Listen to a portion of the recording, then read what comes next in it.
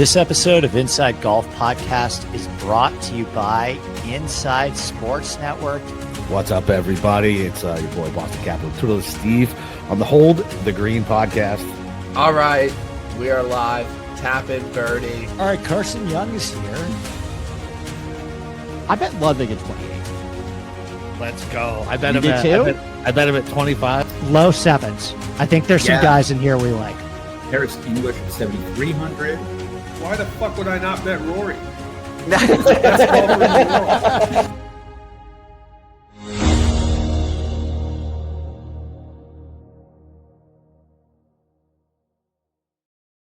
This episode of Inside Golf Podcast is brought to you by Inside Sports Network, a very specific aspect of ISN that I wanted to shout out this morning. And that is my good friend, really the first investor in ISN, as well as one of my co-hosts on our Wednesday Ball Knowers show. That's Rishi Wugani. Rishi has been on one of the craziest runs in any sport that I have ever seen in terms of what he is doing for our tennis product. We have an entire channel at ISN that is solely devoted to non-golf niche sports.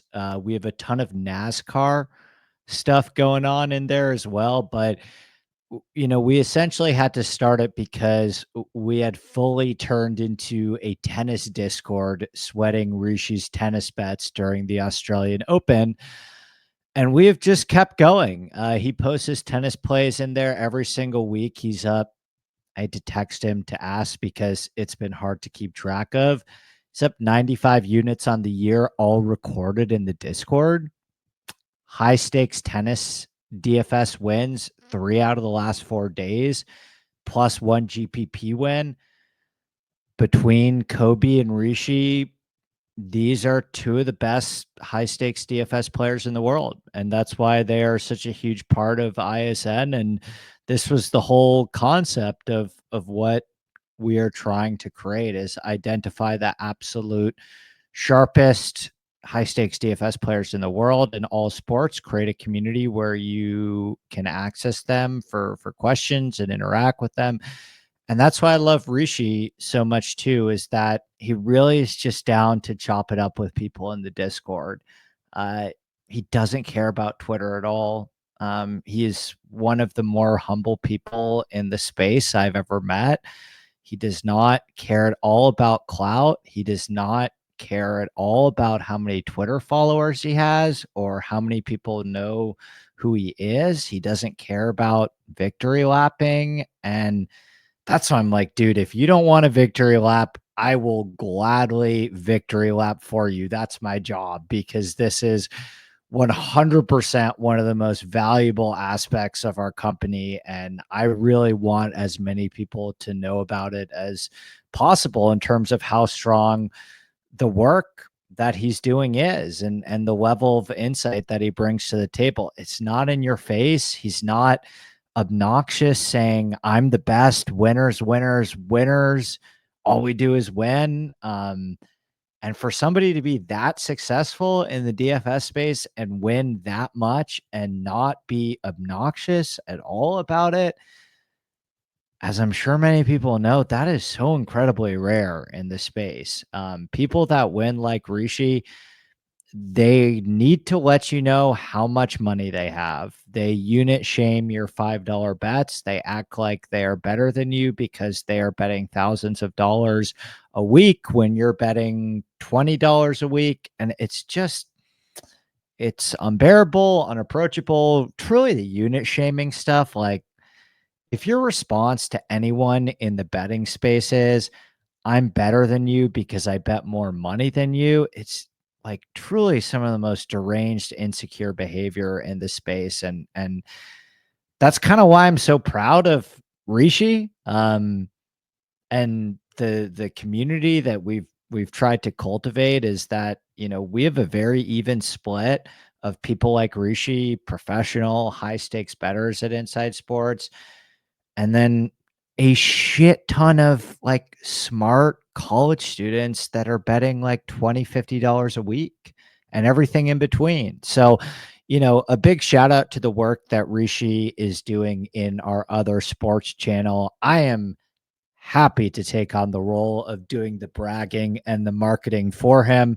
And you can join Rishi and I in this incredibly crazy family of ours at insidesportsnetwork.com/join. Okay.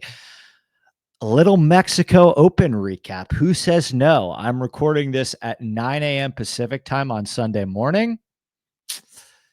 Played golf yesterday afternoon. It was my 4th round of the year.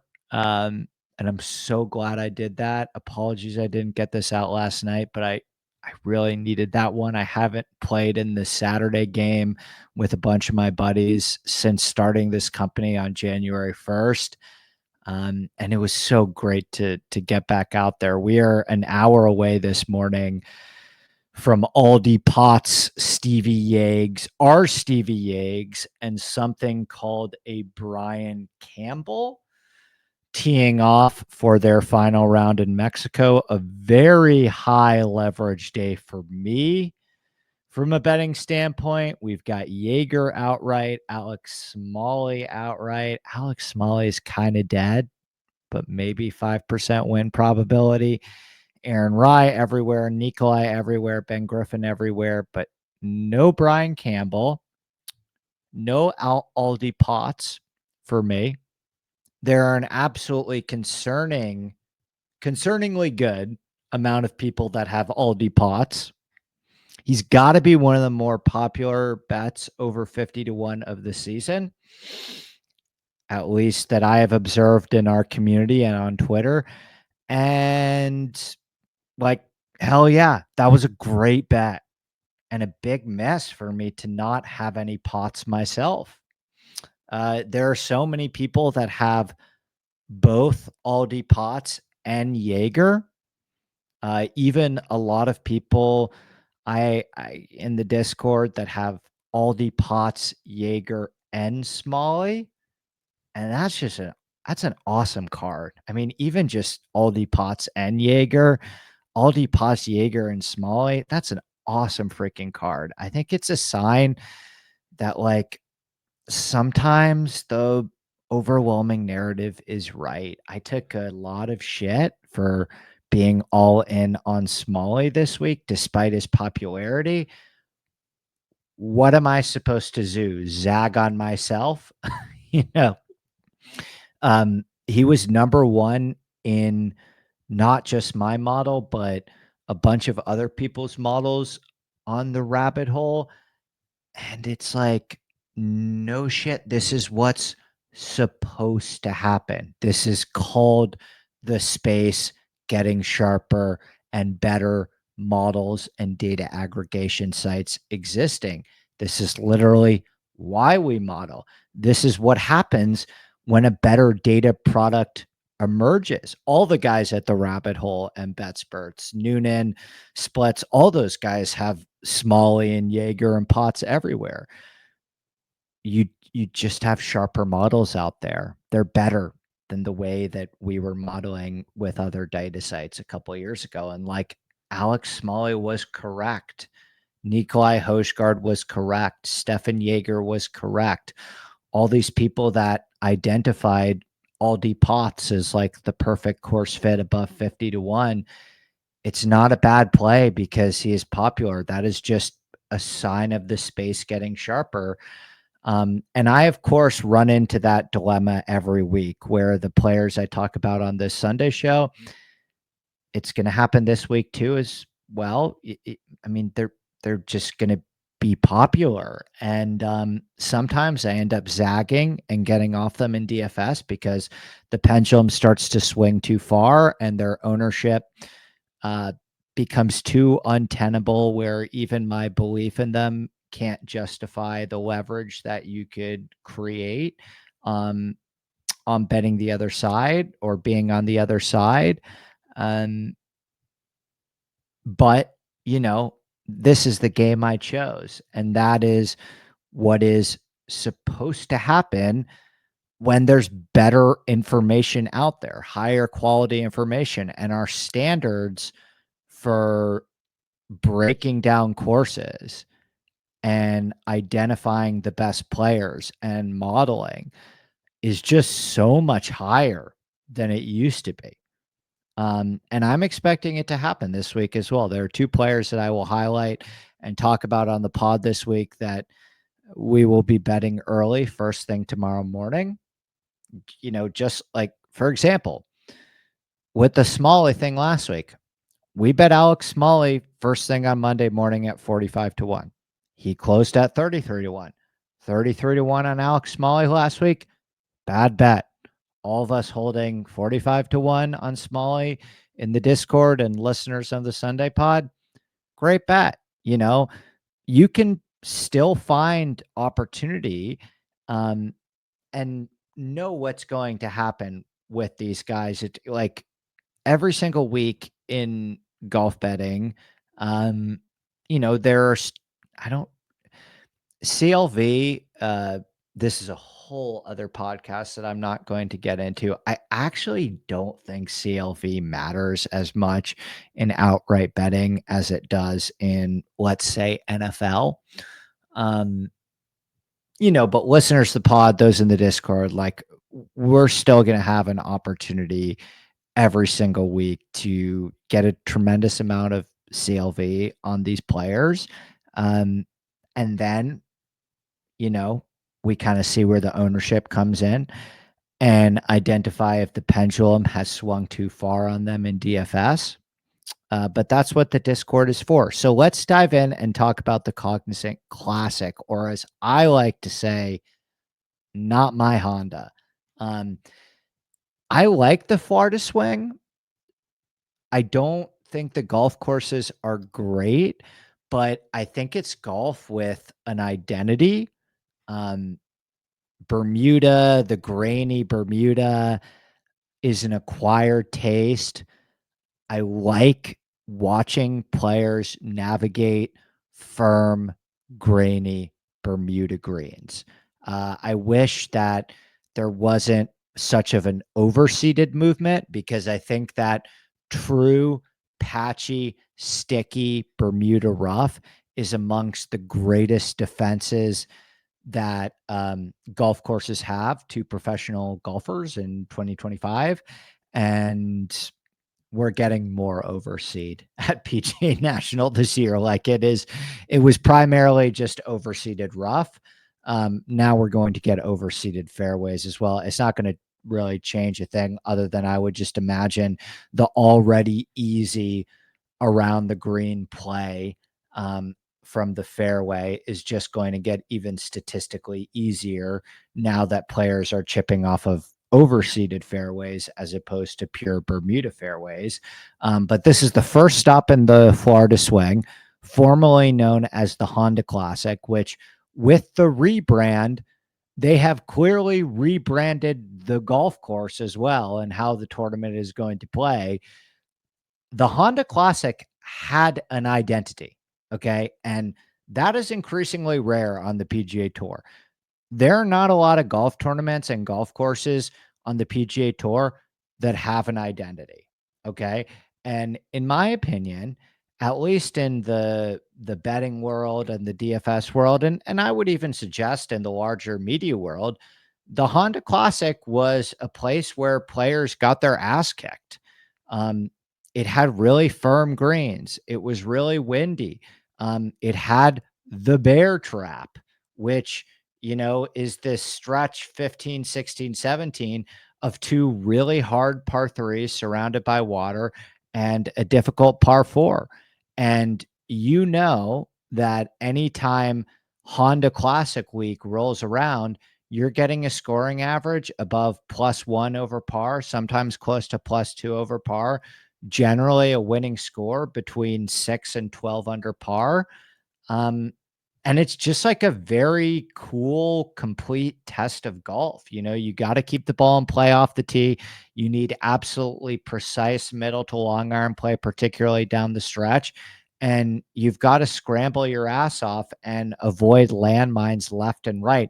That's really fun to watch sometimes. Like it's just unanimously in my community on Twitter and on Twitter, there is at least a vocal minority at the very least. I don't even know if we are the minority in terms of this is what people want, in terms of getting to watch more professional golfers be challenged, and see players win and navigate golf tournaments that are won at 10 under par as opposed to 25 under par.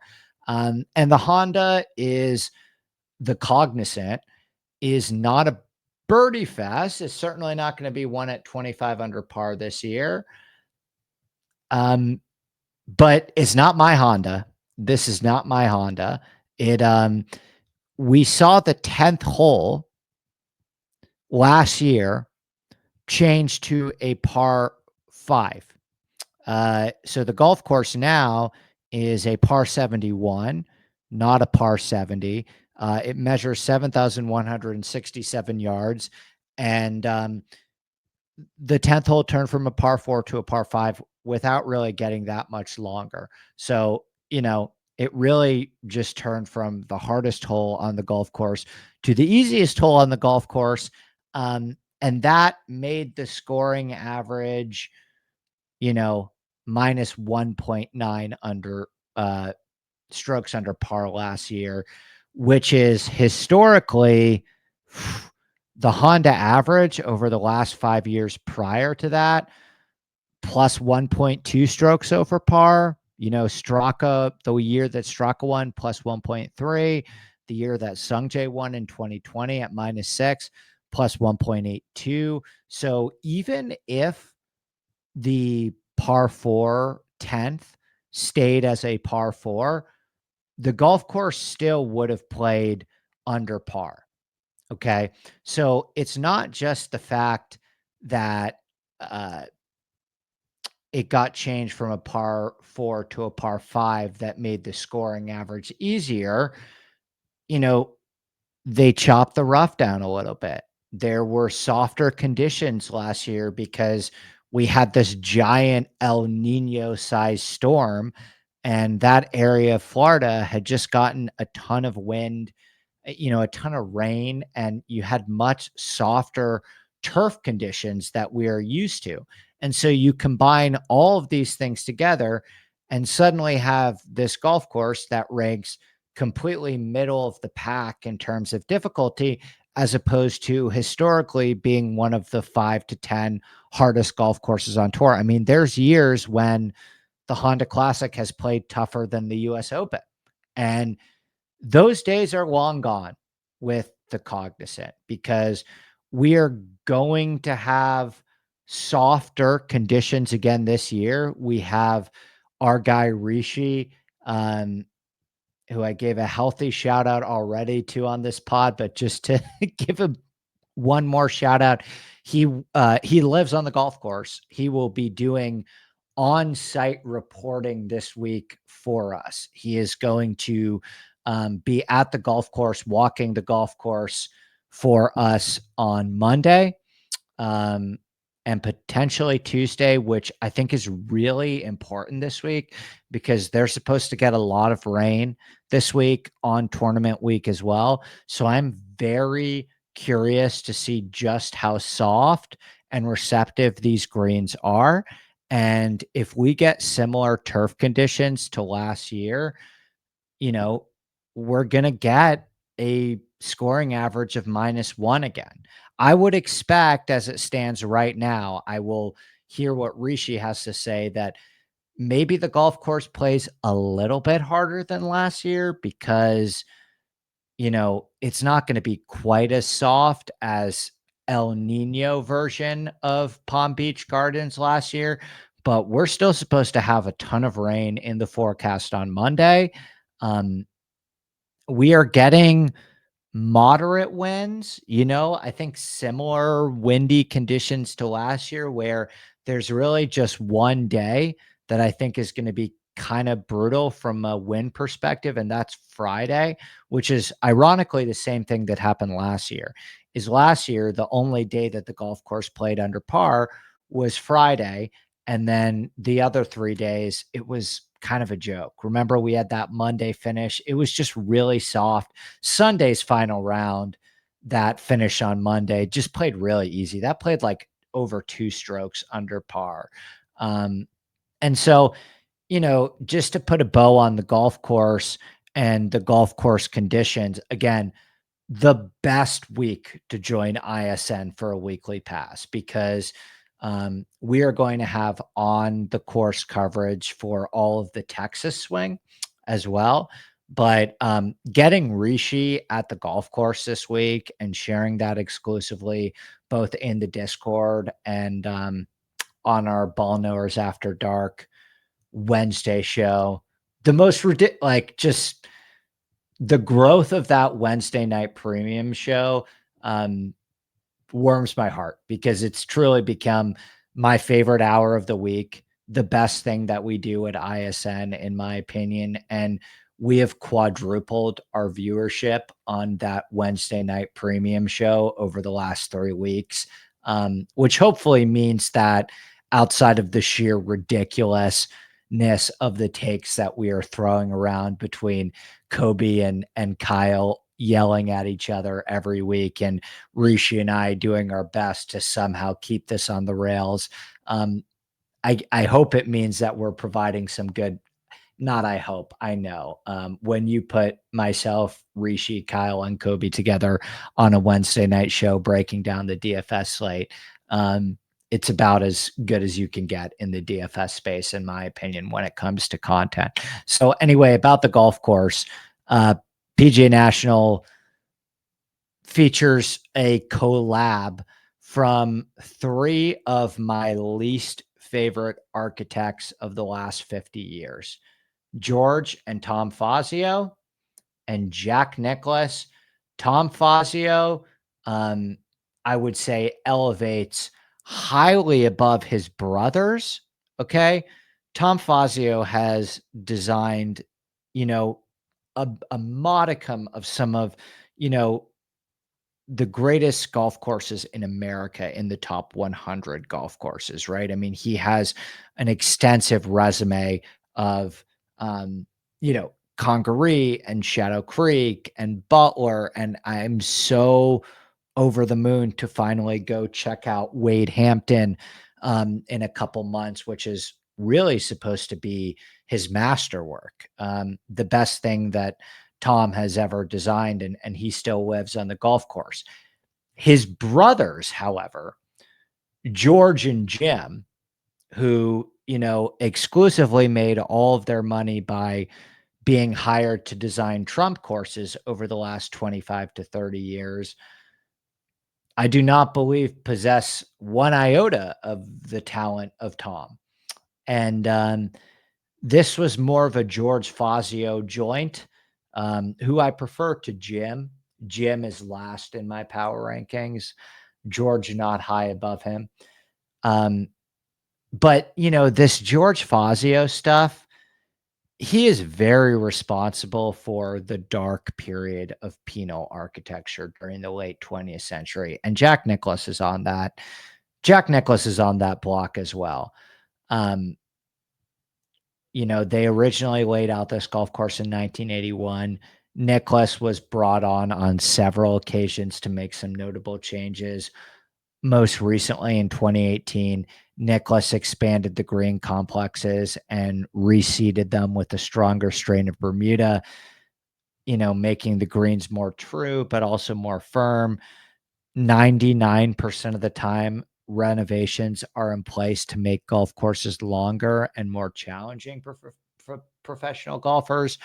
But Nicklaus actually shortened the golf course in 2018 because PGA National was already so difficult.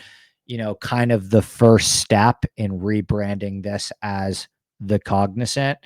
And as is the case with most Florida golf courses, I don't think all of PGA National is George Fazio's fault. This is just a lot of the architecture. This is the same as Doral, which I think is one of the worst, most overrated golf courses in America from a design standpoint. But it's just a really flat piece of property. And you look at some of the golf courses that are being built right now in Florida, Stream Song, all of the golf courses at Apogee, um, the new Gil Hanse golf course that's supposed to be phenomenal that's being built down there right now. I'm incredibly excited for the Ranch, which is Kenny Back's new place. I mean, and Ken was the guy who started Friars Head, one of my favorite golf courses in America. He's got a 36-hole development called the Ranch that he's working in on Florida right now. And I mean, this new wave of Florida architecture, and this massive design bubble that of development bubble of golf courses in Florida and the Southeast that I just keep waiting to see pop, that maybe will never pop because the clubs are so good and the golf courses are so good. I mean, all of these new age golf courses in Florida that are just so much more creative from a design and architecture standpoint are just completely making this 1980s wave of Florida golf architecture completely extinct. PGA National is still what it is for a PGA Tour Pro, but I mean, I truly hope that some of these golf courses at some of these high net worth developments and billionaire hangouts, maybe we start to get to see them more often, as maybe tests for the professional player, because they certainly are being built big enough. They're certainly large enough. I mean, the back tees at some of these places are tipping out to 8,000 yards. So, I mean, this type of Florida golf, the PGA National from the 1980s, I mean, it is just paint by numbers. 26 individual water hazards. Water comes significantly into play on 15 out of 18 holes. This is an example of penal architect. I mean, there's a couple of schools of architecture, right? There's penal and strategic. Strategic is the type of golf that I respond to. This is the type of golf that I believe is way more fun for amateur players, where, to put a blanket statement over this, again, whole other podcast, but strategic architecture gives players options, right? So a lot of golf courses with what I would call strategic architecture are very wide, do not feature any water hazards at all. I mean, Bill Corr and Ben Crenshaw, they don't even believe in water hazards. And it gives players options for recovery, right? There's generally, on these types of strategic architecture, many different ways to play a hole. This is the opposite of that. PGA National is the opposite of strategic architecture. It is penal architecture to a T. There is no real strategy or shot options at this golf course at all. The architect, good old George, is asking you to simply hit it here. And if you hit it anywhere else besides where George wants you to hit it, you will likely be taking a penalty stroke. Now, we need that in professional golf. The unfortunate reality of the situation is that we need more penal architecture in professional golf, because if we got strategic architecture all the time, then we would have golf tournaments won at 25 under. So I am not mad about the fact that PGA National kind of is what it is in this sense. And I like the fact that there are a couple golf courses on the PGA Tour that are so water intensive, that are just pure execution tests. My problem is, if you're going to do it, if you're going to go to execution style golf courses that evoke penal architecture and are just hit it here golf courses, then do it, right? Now the Cognizant is like straddling the fence of this 15 to 20 under par golf tournament. And it's like, Who is that for? If you are going to have a golf course with 15 individual water hazards that you've marketed for 15 years as one of the toughest golf courses on tour and the bear trap, then do it. Why are you trying to make the golf course easier? Why do we need another tournament, one between 15 and 20 under par? If you are going to go to a golf course where the defining feature and identity of the golf course is water hazards on every turn, then have that be the identity. Allow it to be hard. Allow it to be an execution test. Okay. Do not soften the greens up or chop the rough down even further or widen the fairways or change it. I get par is just a construct, all these things, but it is the identity of the golf course, right? Like they're attempting to rebrand this golf tournament as something that nobody freaking asked for.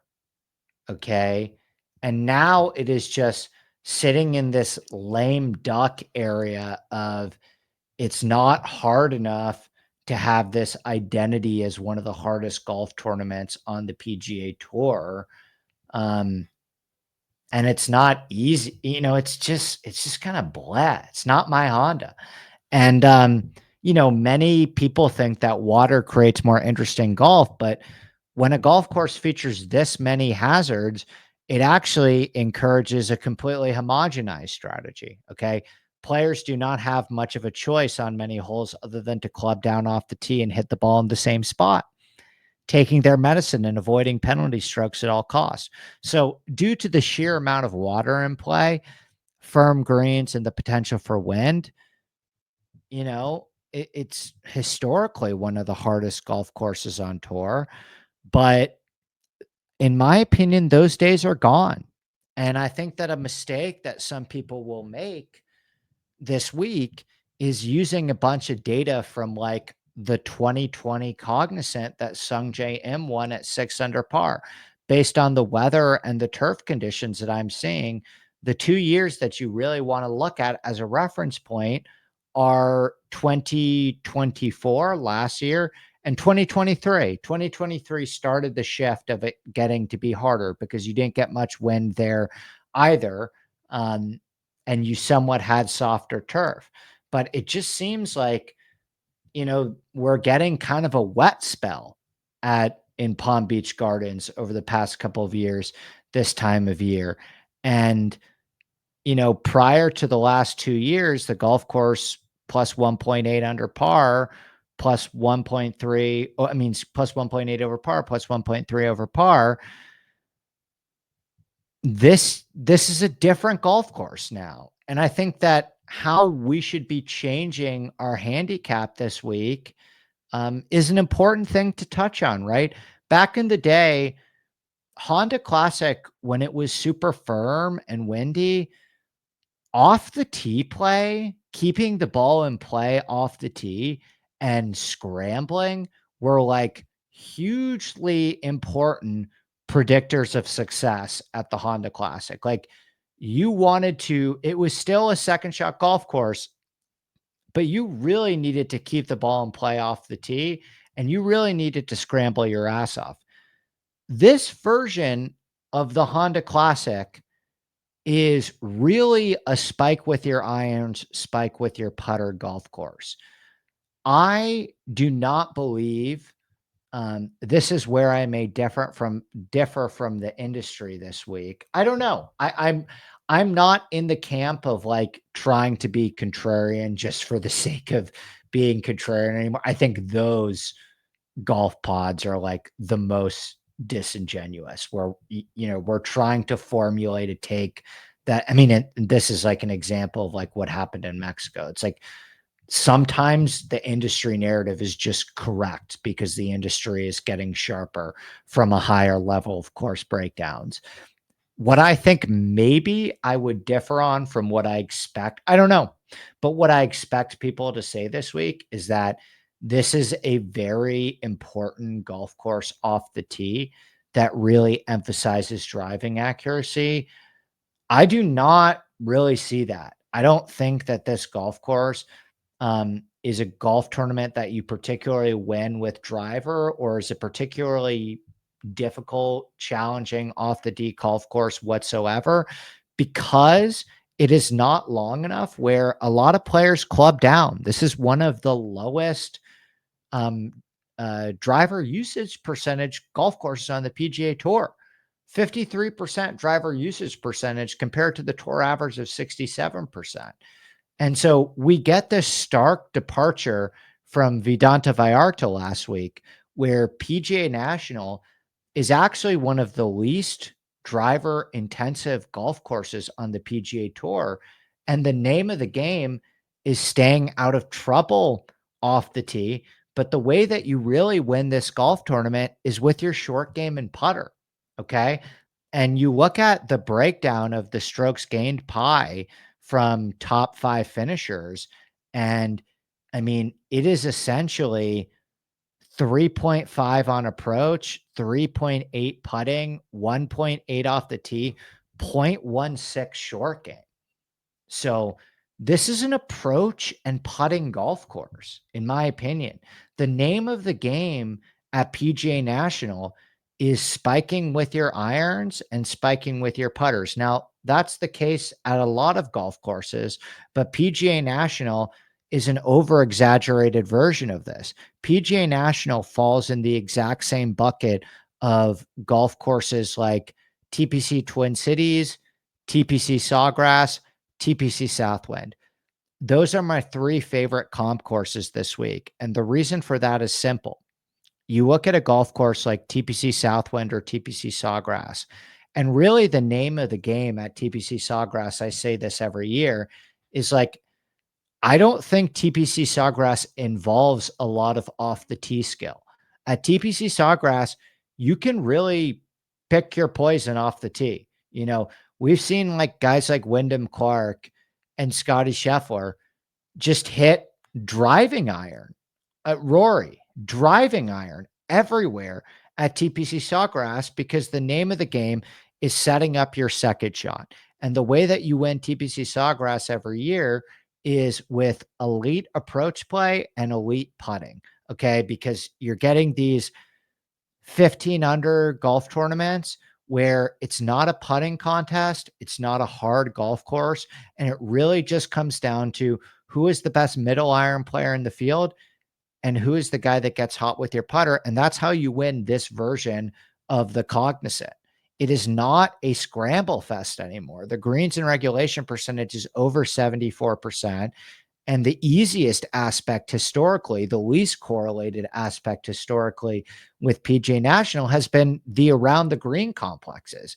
I mean, George Fazio designing greens, give me a break. These greens are flat. The biggest defense of them is the grain, right? But if you're really good at reading Bermuda greens, then you should have no problems here. The fact that you now get overseeded fairways instead of Bermuda fairways, it's just going to make chipping from the fairway even easier. The bunkers are not deep. They have the perfect amount of sand that all these players in Jupiter and Palm Beach are used to practicing out of. And, you know, really, statistically, the name of the game at these golf courses is like, yeah, avoid the trouble off the tee. Okay.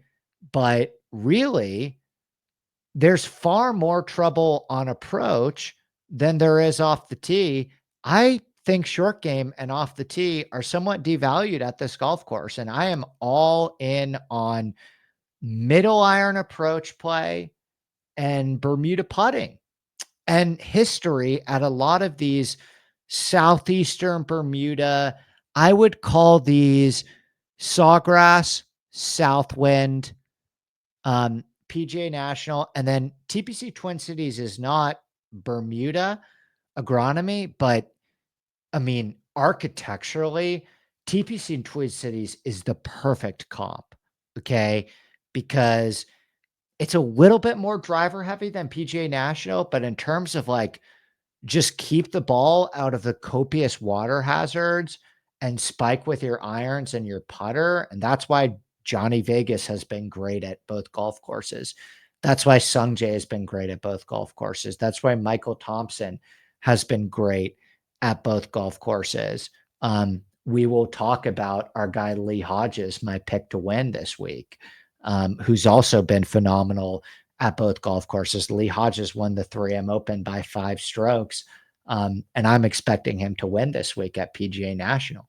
So again, the name of the game this week, just because I'm trying to make these cut through a lot of the bullshit and not be so in the weed. If you want the in the weeds, where is our statistical edge model, then read my 3,000 word article every week on insidesports.com. If you want the how can we formulate a distinct micro edge and really capitalize on these players in the 6K range based on the way that I'm modeling and the type of data that I'm seeing in the proper context to really, get in the weeds here and find some gems. That is the behind the paywall stuff at Inside Sports Network. For this podcast, since I know that, it's grown in popularity a lot, it's really just trying to make this the most digestible for as many people possible. And while we keep it free for the time being, we're going to have to deal with the popularity of one or two of the players that I'm going to talk about right now. But I think if I am trying to break down this golf course in the most elementary way possible, I think that short game and off the tee are devalued this week. I think that driving on this golf course and the necessity to drive the ball straight on this golf course is overrated. I think that this is a golf course where you do not need to hit a lot of drivers at all, and you can really just play to the correct spots on a lot of these golf courses and pick your poison off the tee, a la TPC Sawgrass and TPC Southwind. And then the way that you really win this golf tournament is with your approach play and putting. It's not really a bomb and gouge golf course.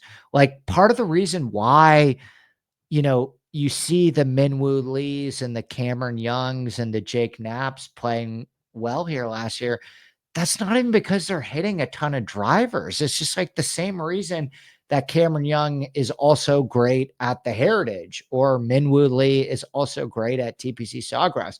Yeah, distance is still an advantage for these guys on any golf course, but it's really because they can hit a driving iron straight 280 yards, where others are going to have to hit a driver straight 280 yards. But like, you look at the leaderboard and there's just as many Alex Norins, Martin Lairds, and Peter Malnati's as there are elite players. You look at 2023, the Chris Kirk year, which is where we first started to see it play a little bit easier and softer. Not a single player in the top 12 ranked top 20 in driving distance. The correlation with elite driving skill is tour average at best. This is still a golf course where players can club down and still find the most utilizing pathway to success through elite approach play, right? So ultimately, I'm just kind of looking at a tour average mix of those who are driving the ball well right now, as this is a pick your poison type of week off the tee, and how players perform on positional less than driver golf courses, and then middle iron play, middle iron play, middle iron play. It's like close to 50% of all approach shots are from 150 to 200 yards, and Bermuda putting, and how players have performed on those 3 comp courses. Real quick, because this is up on the rabbit hole right now too, and you can look at my whole model on the rabbit hole with all of the inputs up right now. But when you combine those 3 water heavy,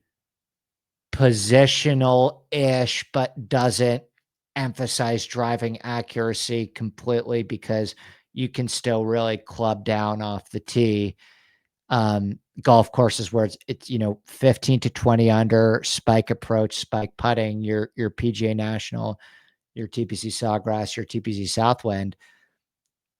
the number one player in the field on those golf courses, Daniel Berger, who we'll talk about in just a second. But then you get Sung JM. He's been great at the Honda. Daniel Berger, he's been great at the Honda. Brian Harmon, number 3. Doug Gimp, number 4. Shane Lowry, who's been awesome at Southwind and Sawgrass. He's been great at the Honda. Johnny Vegas, number 10. He's been great at the Honda as well. And then you get, your Tom Hoagies, your Billy Horschels, your Ryan Palmers, your Keith Mitchells, your Adam Svensons, your Eric Coles, your Lee Hodges, your Sepp Strakas, your Kurt Kitayamas. All these players that are good at TPC Twin Cities and TPC Southwind are also good at the Honda Classic. What do you know? We might be onto something there. Okay, let's take a quick break and then finish up with my early leans. Okay, we are back. Top 20 in the model. Number 1, the kitty cat, Kurt Kitayama, my guy, my Kirk. It's been a interesting, difficult, challenging, thought-provoking road for myself and Kurt Kitayama this week. I played him in DFS this week. He murdered me. Thank God it's been such a good betting week, and my matchups and top 20s saved me, because 45% Kurt Kitayama in DFS, and we got the squeeze that we were hoping for. He came in at like 13%. He was way over projected. And then all of the smartest people in the room, not including myself, was not one of the smartest people in the room in this decision, said this guy is literally horrendous at putting. There's a very high likelihood that he is going to miss the cut solely on the basis of his putter. And that is quite literally exactly what happened. He missed a cut by 2 strokes and lost 4.5 strokes putting. Hit the ball great. Hit his irons great. Hit his driver great as well. Here's my thing with Kurt. Here's the reason why my numbers continue to love Kurt. And I don't think you can bet him right now, because I just don't think that his putter is sharp enough to win a golf tournament right now. It may not even be sharp enough to make a cut right now. But that's not, he's played okay this year. Like he's, I really thought I loved him in Phoenix. He was like 45th, so, he can still make a lot of cuts based on the strength of his ball striking alone. I just don't think on this version of the Cognizant, which is a lot higher greens and regulation percentage, a lot more dependent on putting than scrambling and driving. It's a less than driver golf course, although Kitayama has had a lot of success on some of these positional golf courses off the tee as well. But I think one of the reasons why I continue to be so high on Kurt is one of the few players in this field that has the ball striking upside. And, I don't really think Bay Hill is the perfect comp this week, because Bay Hill is such a driver heavy golf course, but in terms of the agronomy and the copious water hazards, there are a lot of similarities there. I do love the fact that Kurt has won his signature event in Florida. But one of the things that I value significantly, particularly this week at Cognizant, is like, what is your upside with your middle irons?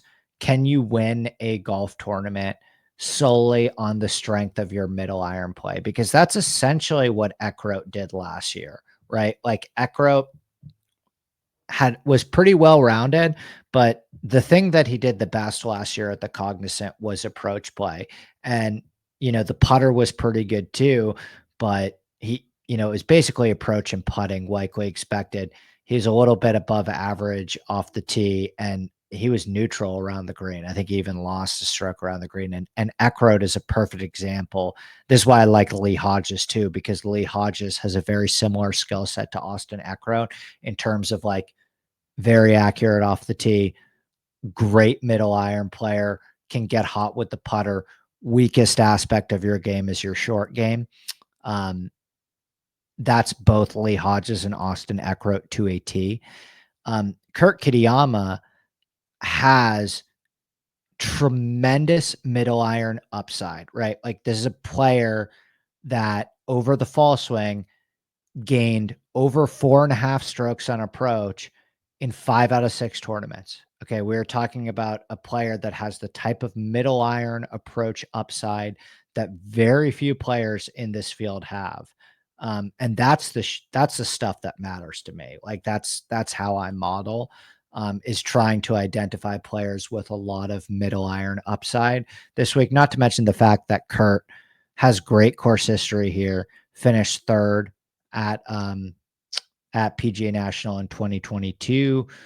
He's played well at the 3M Open as well. He's surprisingly really good off the tee. And he's really good off the tee on shorter positional golf courses. And he's actually had a good amount of success on Bermuda as well. He putted well here in the past. Still probably not going to be an outright bet for me based on what we're seeing with the putter. But I'm going to keep riding my guy. I think it's a good flop lag opportunity and buyback spot on Kurt after he broke my DFS dreams this past week. Number 2, and this is who I believe, in my opinion, will be the most tipped player, although don't look now, most tipped chart might be getting kind of hot. Aldi Potts was very highly tipped. Alex Smalley was very highly tipped. Stevie Yates is very highly tipped. Nikolai Hoshgard, who's even playing well this week, was very highly tipped as well. I think this one, unfortunately, unless he opens at like 25-1, which I would not put it past. Like, this is one that I'm going to wake up on Monday morning and just, unless he opens at like 25-1, if he opens at 30-1, I think you just hit it. Because I would tell you right now that based on the case that I'm about to outline and based on what I believe other people will be looking at and thinking at as well, Daniel Berger will be tremendously popular this week. And a lot of times I would love to tell you that popularity doesn't make sense. I would love to play the contrarian angle here. And I will outline the anti-Berger case just so you guys know, for devil's advocate's sake. But I think this is pretty close to perfect for Daniel Berger. He's driving the ball great. He's keeping the ball in play off the tee. I have no concerns about him off the tee. The middle irons coming around, he's starting to turn back into one of the best middle iron players in the world. When Daniel Berger was at his best, he was one of the best middle iron players and Bermuda putters in the world. That's why he won TPC Southwind twice. That's why he's played well at TPC Twin Cities. That's why he has 3 top 5 finishes at the Honda Classic in 8 appearances. Okay. He is coming off a 12th at Torrey Pines, which I actually didn't think was a good golf course for him. And I faded Berger at Torrey Pines because Berger hits the ball really low. And you need to hit the ball really, really high at Torrey Pines. Torrey Pines is a distance over accuracy course. Berger is an accuracy over distance guy off the tee. I thought that Berger was going to be hitting a lot of long irons at Torrey Pines, that he was going to be hitting very low and having a difficult time stopping, because I was on him in Phoenix when he finished runner-up in Phoenix. And one of the reasons why Berger didn't win in Phoenix down the stretch is because he did not have the ability, when the greens started getting firmer, to stop the ball on these greens with his low ball flight. I mean, you saw it on the 16th hole in Phoenix. Berger and Thomas Dietrich on Sunday landed the ball within the same 5-yard window, and Thomas Dietrich's stopped because it was hit so high, and Daniel Berger's careened down off the green, right? And that's one of the reasons why I faded him at Torrey Pines. Berger just doesn't really hit the ball all that high still. But one thing to note with Berger, he's picking up speed, man. The ball speed's improving. he's starting to try and hit the ball a little bit higher. And PGA National is a golf course with a lot of middle irons. Okay. So you're not going to have as many long irons at Torrey Pines. And even on a golf course that I thought was going to be a tough ask for him, he still gained 2.4 strokes on approach. He still was positive off the tee on a golf course where he had all of these things working against him. And now he travels back to the Honda Classic, which is a lot more middle irons than long irons. Okay. A lot more short irons than long irons at Torrey Pines. He's going to be able to get away with hitting whatever clubs he wants off the tee. And it's coming, man. It's clearly coming. The putter, I suppose, is really the biggest concern, is it's not fully all the way back yet, but gosh, he's had so much success on Champion Bermuda. He's a Florida guy. He's a Jupiter guy. He practices off this agronomy all year, has phenomenal course history, has phenomenal comp course history as a two-time winner at TPC Southwind. He's also played well at the Players. The only anti-Berger case is that he has a really good short game and the putter is still kind of coming around. I would like Berger more if this was the 2020 version of the Honda Classic and it was really a accuracy off the tee and scramble fest, as opposed to middle irons and putting.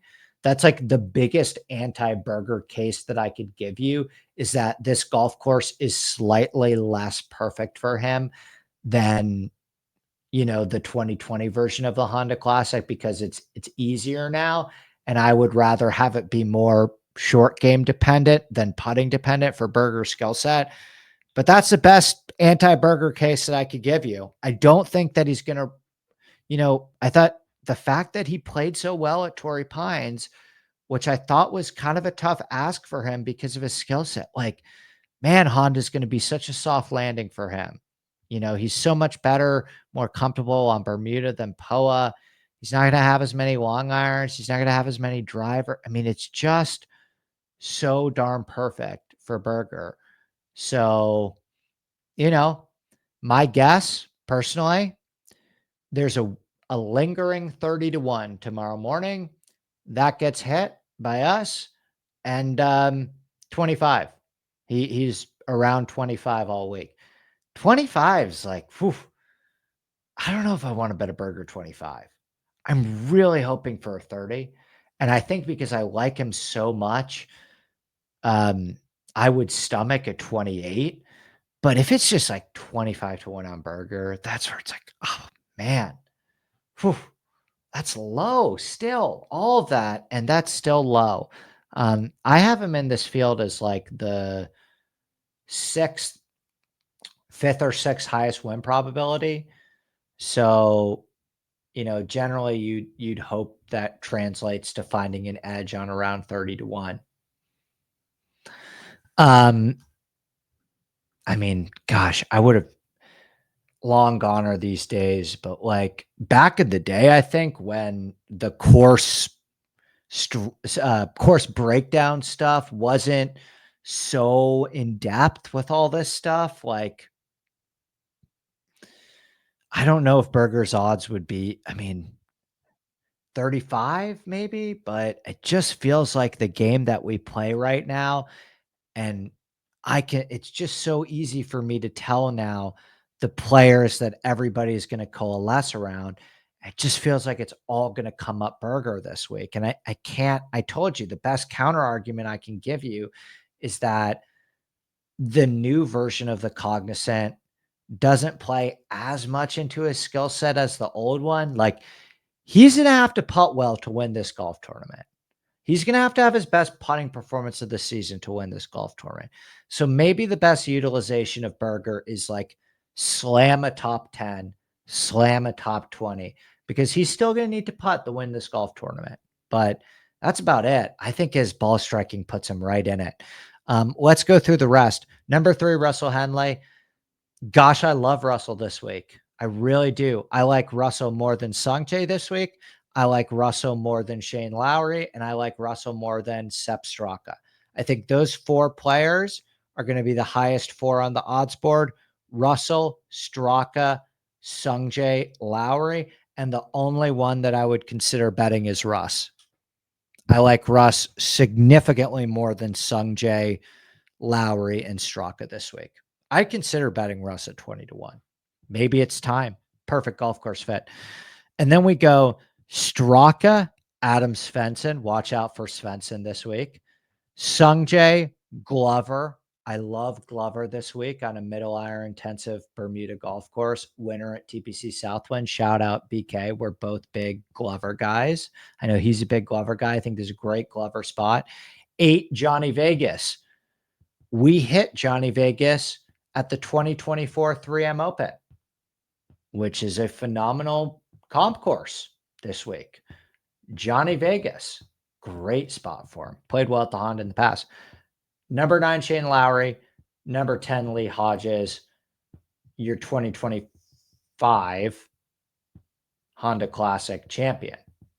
Not my Cognizant. We'll circle back to Hodges in a second. Brian Harmon, Ben Griffin. Ben's playing great for us this week. Doug Gim. Can't putt a lick, but we love ourselves some Doug Gim on these positional middle iron golf courses. Billy Horschel. I love Billy this week. I really do. That's a great spot for Billy to pick up a win. He's played great here in the past. He's in his irons really well. 15, Keith Mitchell. 16, Joel Damon. Watch out for Joel Damon next week. He's playing great in Mexico. 17, Denny McCarthy. I think this version of the Cognizant is good for Denny. I think he could win this golf tournament with his middle iron play and putting. He's hitting his irons really well right now, obviously, with the putting upside. Number 18, Taylor Pendrith. Do I think it's a perfect golf course for Taylor Pendrith? No. He's played well in positional in the past. He is a great putter. He is a great middle iron player. It's all about Oakmont in 2025. We keep playing the long game with Pendy. Okay. If there's a good number on him, you bet him, but fade and DFS at Torrey, we'll see where he comes in this week. But, I think the way to approach Pendy is we just play the long game. It's all building to Oakmont. 19, Eric Cole. 20, we have a big ticket Bryce Garnett sighting. Love me some big ticket. But, back to Hodges to close the book on all of this stuff. You have that 3M Open win by 5. And this is exactly the reason why my numbers are always going to love a player like Kurt Kitayama. They're always going to love a player like Russell Henley. They're always going to love a player like Jonathan Vegas. They're always going to love a player like Lucas Glover. Like, do you have the upside to win this golf tournament with your middle irons? Lee Hodges does. Okay. He won on a very similar golf course by 5 strokes.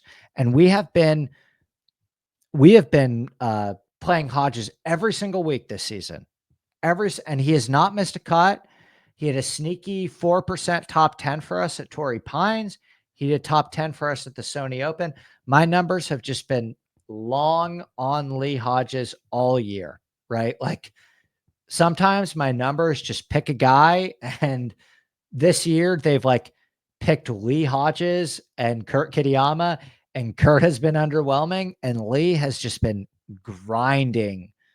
I mean, in fairness, he was in my single entry lineup in Phoenix, which had a real chance. It was a 6 of 6, and Lee had the most decrepit T57 finish over the weekend. But the guy keeps making cuts. He gained in both ball striking categories in Phoenix. He's got putting upside. He's a pretty good putter. He's finished 9th and 14th in 2 prior appearances at the Honda Classic, along with the miscut. He's played well at this golf course before. He's played well at TPC Southwind before. He's rock solid from 150 to 200 yards. He keeps the ball in play off the tee. He's a good driver of the ball.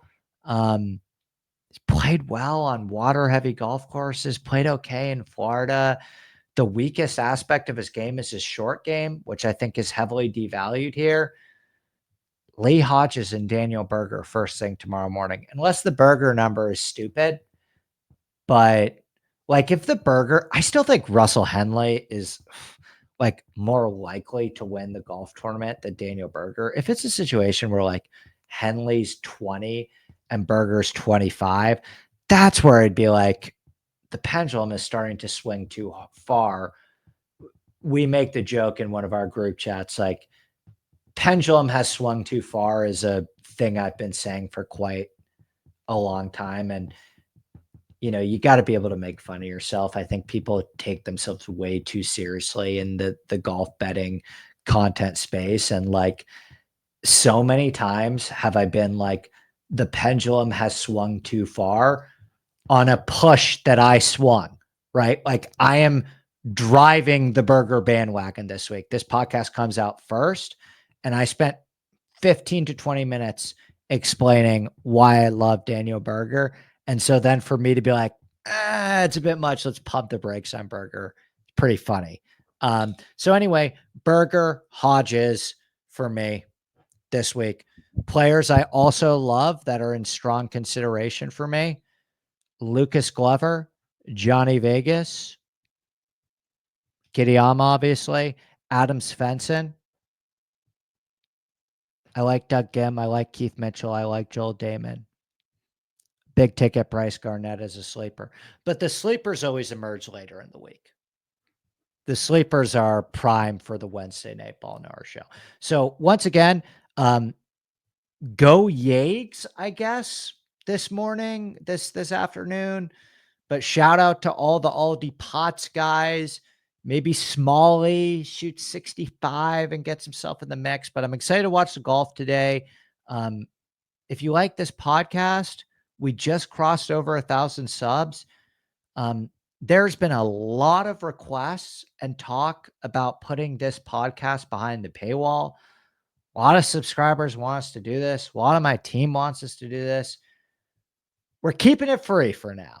And for us to keep it free, I cannot tell you how much it means the world. If this podcast helps you at all, for me to continue keeping it free, if you could just throw us a quick like and sub on YouTube, maybe an Apple review. That is this type of stuff that I could pull to and use as evidence against my team and the subscribers that this should be kept free, is if you guys continue to help support this podcast on YouTube and in the podcast feed. That stuff means more than you know. Enjoy the golf today. Best of luck with your bets. And we will see you back on this podcast feed tomorrow. We got a great episode tomorrow. Cheers.